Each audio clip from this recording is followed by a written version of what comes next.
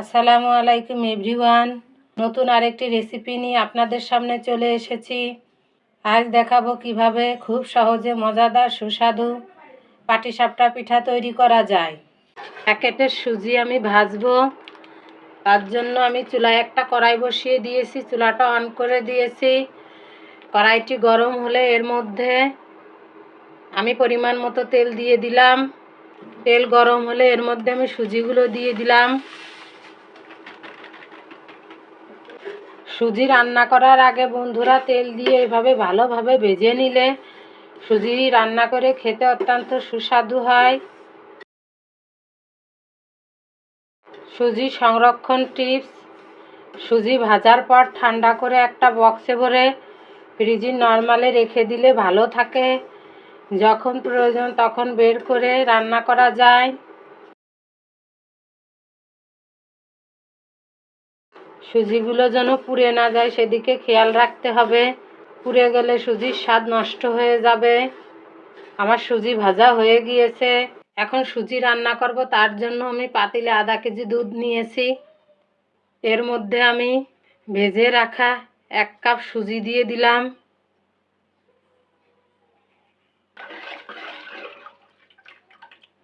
এক কাপ নারকেল কোড়া দিয়ে দিলাম। সামান্য একটু লবণ দিলাম। হাফ কাপ খেজুরের গুড় নিয়েছি, দিয়ে দিলাম। খেজুরের গুড়ের পরিবর্তে এখানে চিনি ব্যবহার করা যায়।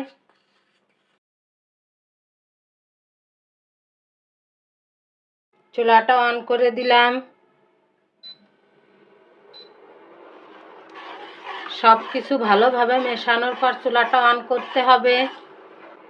যাদের ডায়াবেটিস তারা 0 ক্যাল দিয়েও সুজিগুলো রান্না করতে পারেন।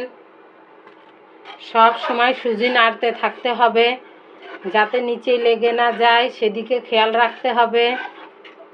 কিছু সময় ধরে সুজিগুলো আমি রান্না করে নিব। সুজি যখন ঘন হয়ে আসবে তখন চুলার জালটা কমিয়ে দিতে হবে। চুলার জালটা কমিয়ে দিয়ে সব সময় নেড়ে নেড়ে সুজিটি রান্না করে নিতে হবে। একদম ঘন করে সুজিটি রান্না করে নিতে হবে। সুজিটি খুব ঘন হয়ে গেছে।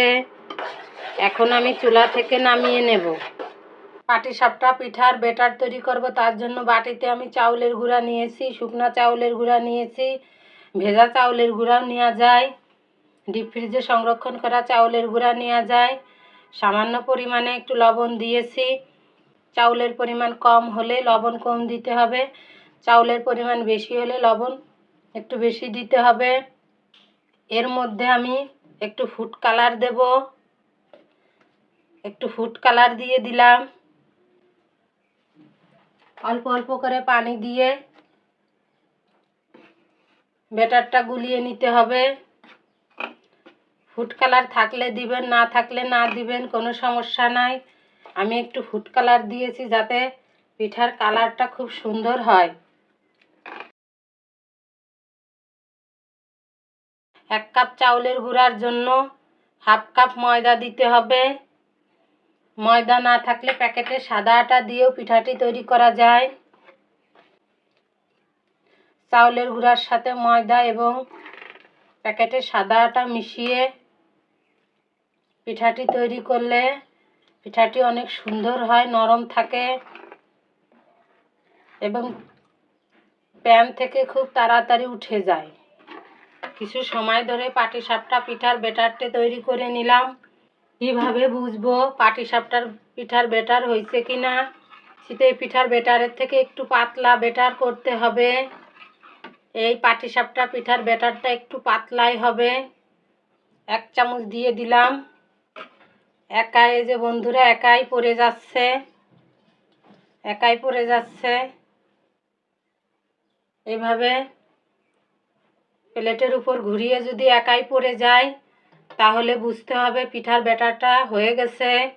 চুলায় একটা প্যান বসিয়ে দিয়েছি। এখন এর মধ্যে আমি একটু তেল দিয়ে দেব।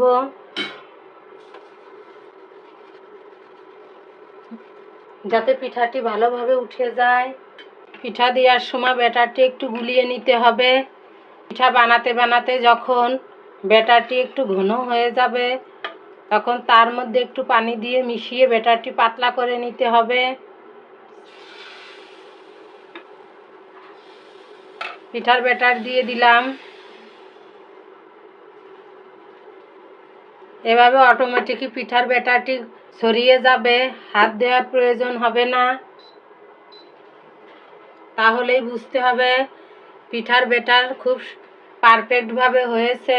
একটু ঢাকনা দিয়ে ঢেকে দিলাম। কিছু সময় পর ঢাকনাটা খুলে দিলাম। চুলার জালটা মিডিয়ামে রাখতে হবে। এখন আমি সুজিগুলো দিয়ে দেব।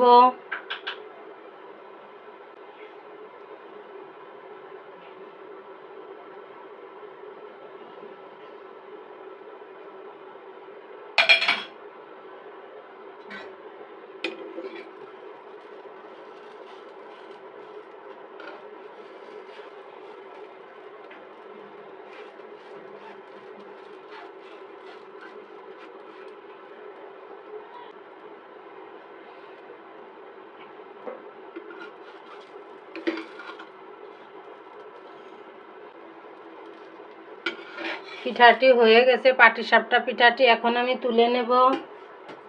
আরেকটি পিঠা তৈরি করে আপনাদের দেখাবো।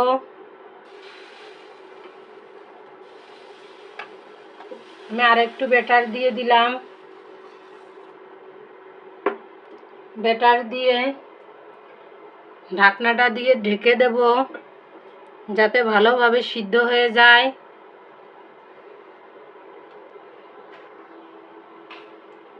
ঢাকনাটা খুলে দিলাম।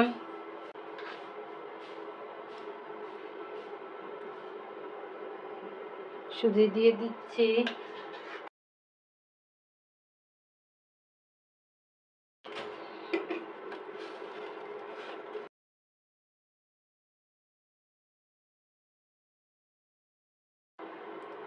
উঠিয়ে নিলাম। সবগুলো পিঠা আমি তৈরি করে নিয়েছি। আমার পাটিসাপটা পিঠার রেসিপিটি যদি আপনাদের ভালো লেগে থাকে তাহলে আমার চ্যানেলটি সাবস্ক্রাইব করে আমার পাশে থাকবেন। সবাই ভালো থাকবেন, সুস্থ থাকবেন। আল্লাহ হাফেজ।